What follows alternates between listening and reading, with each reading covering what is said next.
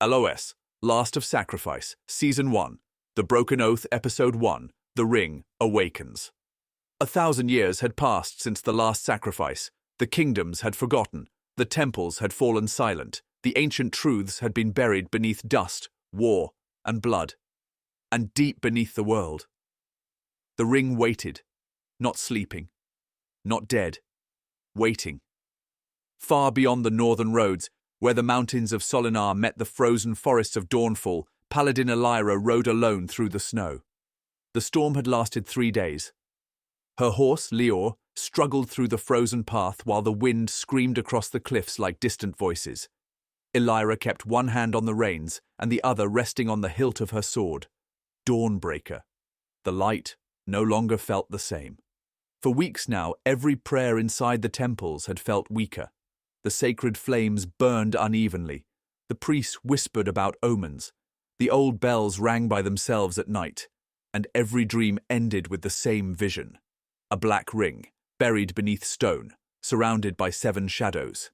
The 7, the forge, the light, the tempest, the marsh, the artifact, chaos, the abyss. Ancient factions once believed to be myths. But myths did not make the sacred fire tremble. Elira finally reached the ruined watchtower overlooking Dawnfall. Smoke rose from the valley below. Too much smoke. She froze. Dawnfall was burning, not from war, from panic. People ran through the streets carrying torches and weapons. Bells screamed across the town while priests shouted prayers from the temple stairs. Soldiers tried to hold the gates, but the crowd had already turned against itself. Elira rode downhill immediately. The moment she entered the city, she heard the word repeated everywhere. "Sacrifice! They must be marked! The ring has awakened! Offer them before it's too late!" Fear had spread faster than truth. A man dragged a crying child through the square. Another accused his neighbor of carrying the mark. A woman burned symbols into her own skin while praying for forgiveness. Elira jumped from her horse and pushed through the crowd. "Stop this!" Some recognized her armor instantly. "A paladin! The light has come! She'll know what to do!" But Elira did not know. That was the terror of it. Nobody knew. Then the earth shook. A deep sound echoed beneath Dawnfall, like a giant bell buried underground. The crowd fell silent. Snow slid from rooftops. Windows shattered. The temple flames turned black for one single second. Then the symbol appeared in the sky, a white sigil fractured by a thin black line. The light, corrupted, people screamed, and somewhere beneath the city, something awakened. The ground split open near the old mining district. Darkness poured upward like smoke, not shadow, not fog, something alive. The first creatures emerged slowly, humanoid, covered in black stone and ash, faceless. The abyss had arrived. Panic exploded. The soldiers attacked immediately, but their blades barely slowed the creatures. Every strike sent fragments of black dust into the air, and every fragment whispered. Elira heard voices inside the dust. Ancient prayers, broken promises, names, thousands of names. She drew Dawnbreaker. The blade ignited with sacred white fire. For one moment, hope returned to the people around her. Then Elira charged. The first creature shattered beneath her strike. The second grabbed a soldier and dragged him screaming into the darkness below the street. A third climbed across the walls like an insect made of stone. The city collapsed into chaos. And still the word returned again and again. Sacrifice. Elira fought toward the center of the mining district. There, near the broken entrance to the old tunnels, she found 2 children trapped beneath fallen debris. A boy, a little girl. The girl's eyes were strange, silver, almost glowing. The creatures surrounded them. Elira raised her sword again, but this time, the light hesitated. For the first time in her life, the sacred flame answered slowly, as if questioning her. The creatures closed in. The boy screamed for help, and Elira made a choice, not as a paladin, not as a servant of the light, as a human being. She reached into the darkness beneath the sacred flame, and something answered. Black fire erupted around Dawnbreaker. The creatures recoiled instantly.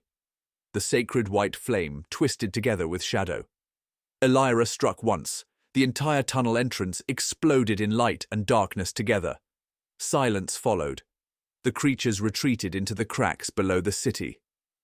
The storm above Dawnfall stopped, and everyone stared at Elira, at the black fracture now burning beneath the symbol of the light on her armor. The corruption had touched her. The boy held the little girl tightly.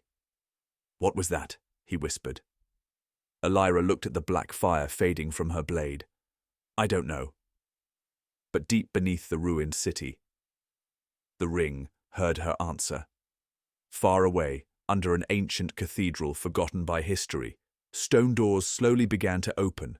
The ring of sacrifice had awakened, and the seven were beginning to answer its call. That night, Dawnfall burned until dawn. The survivors gathered inside the ruined temple while snow covered the dead outside the walls. Elira sat alone near the extinguished sacred flame, unable to pray. The children survived, but the light inside her no longer felt pure. The boy introduced himself as Sen. The girl's name was Lysa. Lysa watched Elira carefully for a long time before finally speaking. "You heard it too." Elira looked up. "Heard what?" "The ring." Cold silence filled the temple. The priest nearby pretended not to listen. Lysa lowered her voice. "It asks the same thing every time." Elira forced herself to ask, "What does it ask?" The little girl looked toward the darkness outside the broken temple doors. "What are you willing to sacrifice?"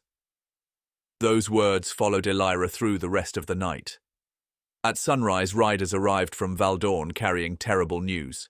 Other cities had seen the symbols in the sky. Ancient ruins had awakened. Entire forests had turned black overnight. The seas around Tempest territory were covered in unnatural storms. The marsh had begun moving beyond its borders. And in the mountains of Karhun, the old furnaces had reignited by themselves. The seven were waking. Not because someone summoned them, because the ring had returned. Elira stood on the temple stairs watching smoke rise across Dawnfall. People already whispered different explanations. Some blamed chaos, others blamed the marked, others demanded immediate sacrifices to stop the disasters spreading across the kingdoms. Fear was becoming doctrine, and that frightened Elira more than the creatures from the abyss. Before leaving Dawnfall, Elira entered the destroyed mine one final time. The tunnel descended deeper than any mining map should allow. Ancient stone replaced the carved rock walls. Strange symbols covered the ground. At the very bottom, she found a door. Massive, circular, black. 7 symbols surrounded its center, and beneath them, written in a language older than the kingdoms, one sentence slowly appeared as Elira approached. The last sacrifice was never completed. The door trembled. Something moved behind it, and for one terrible second, Elira felt the ring looking directly at her, not with hatred, not with rage, with patience, as if it had waited 1,000 years for someone exactly like her. She stepped back immediately. The black fracture beneath the light symbol on her armor burned painfully, and somewhere deep below the world, the ring smiled.